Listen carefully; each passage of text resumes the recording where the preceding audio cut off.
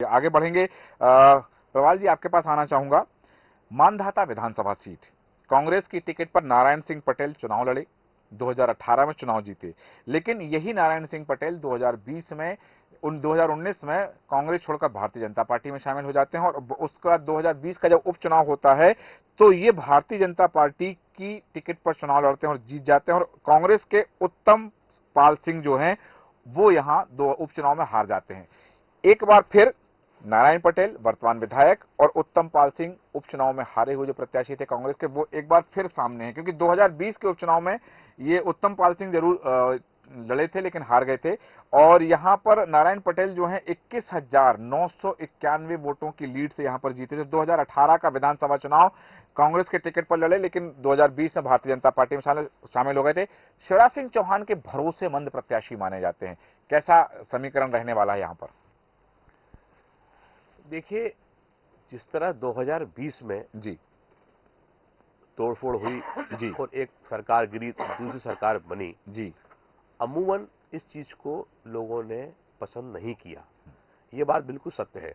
ये बात अलग है कि परिणाम कुछ भी आए हो, क्योंकि भारतीय मतदाता और जो भारतीय मानस है वो इस टाइप की जो राजनीतिक परिस्थितियां बनती हैं और जो अदला बदली होती है या पार्टियां तोड़ी फोड़ के बनाई जाती है सरकार, इसको कभी पसंद नहीं करता है।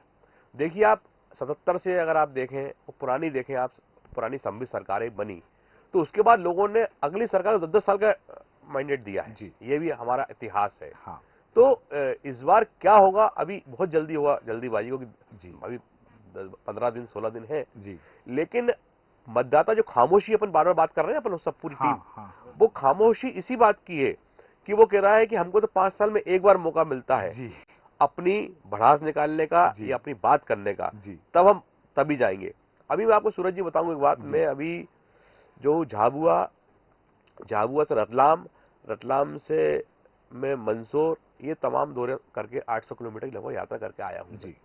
मैंने कई बार बीच में गाड़ी रोक रोक के लोगों से बात करी तो लोगों ने चुनाव के अलावा सब बातें करी। हाँ। खेती की बात करी, पानी की बात करी, मौसम की बात करी है, लेकिन जब मैं चुनाव की बात करूं तो वो समझ जाए कि ये कुछ अंदर की निकालने आए। हाँ। तो जो एक जबरदस्त निगम साहब खामोशी मैंने देखी, वो खासकर उन ग्रामीणों की जो मतलब बिल्कुल अपने वोट के लिए इतने वो रहते हैं। एक जावरा एक जगह है रतलाम के पास में, जावरा जगह में हम उतर गए तो हमने एक ऐसी ग्रामीण बस्ती थी, इधर उधर की बातें शुरू करी। उसके बाद उन्होंने कहा, क्या आप पत्रकार है क्या?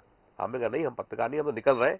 बोले ऐसा रुक नहीं सकता कोई व्यक्ति गाड़ी में से। तो मतलब इतना अधिक जागरूकता। अभी आप भोपाल में कोई व्यक्ति आएगा, आपसे 4 चीज पूछेगा, आप सहज बता दोगे। हाँ। लेकिन मैं कह रहा हूँ सूरज जी, में 10 मिनट 12 मिनट तक एक ग्रामीण से, महिला से, बच्ची से, सबसे बात करने की कोशिश की मैंने। हाँ। जावरा में, मंदसौर, छोटे छोटे गांव बीच में पड़ गए, वहां रुक गए। हाँ। चलो अपन यहाँ भोजन करेंगे, यहीं बैठ जाएंगे, यहीं बात करेंगे। नहीं साहब, सारी बातें होंगी लेकिन बात नहीं होगी, चुनाव की नहीं होगी। हाँ। तो इस कदर खामोशी।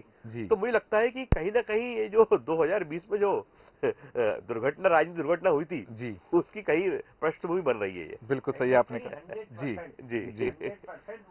तो नारायण पटेल और जो दूसरे प्रत्याशी हैं उत्तम पाल सिंह, इनके बीच में भी मुझे लगता है ऐसा ही कुछ रोचक मुकाबला मुझे दिखाई देता है। बिल्कुल यही चीज है कि जो खामोशी है वो अपने अंदर बहुत सारे भेद छिपाए है और जब वो भेद का रहस्योद्घाटन होगा तो क्या होगा ये देखना सबके लिए दिलचस्प। और हम मीडिया वालों के लिए भी एक प्रकार से रिसर्च वाला विषय है जी। ऐसा चुनाव हम लोगों ने भी, आप लोग हमसे भी सीनियर है, कभी शायद देखा होगा। कुछ तो बोलता था व्यक्ति, हाँ, एक नाराजगी व्यक्त करता था तो नाराजगी व्यक्त भी नहीं कर रहा। हाँ। वो सारी चीज मिल रही, वो लेते आ रहा है, स्वीकार करते आ रहा है। जी बिल्कुल, जो कुछ है सब है, ठीक है, आनंद तो वही ले रहा है। हाँ, हमें जो कहना है वो हम अपने समय पे कहेंगे। क्या होगा जी बिल्कुल, बिल्कुल सही कह रहे हैं आप। ये भी एक बार पत्रकार साथी बोले, हाँ, तेरा तुझको अर्पण क्या लागे मेरा। जनता का पैसा ही तो जनता को मिल रहा है। सही, बिल्कुल सही कहा आपने। तेरा तुझको अर्पण क्या लागे मेरा। इस तरह की जो चीजें सामने आ रही हैं तो ये कहीं ना कहीं चुनाव परिणाम को अप्रत्याशित भी बना सकती हैं। और इस तरह से जैसे हम बात कर रहे थे मानधाता विधानसभा सीट पर नारायण पटेल और जो उत्तम पाल सिंह है, अब इनके बीच में जो टक्कर है, तो जो 2020 में जो घटनाक्रम हुआ, उपचुनाव हुए और सत्ता परिवर्तन हुआ, उसके बाद में 2019 के अंतिम में जो सत्ता परिवर्तन हुआ, उसका कितना प्रभाव देखने मिलता है ये देखना दिलचस्प होगा।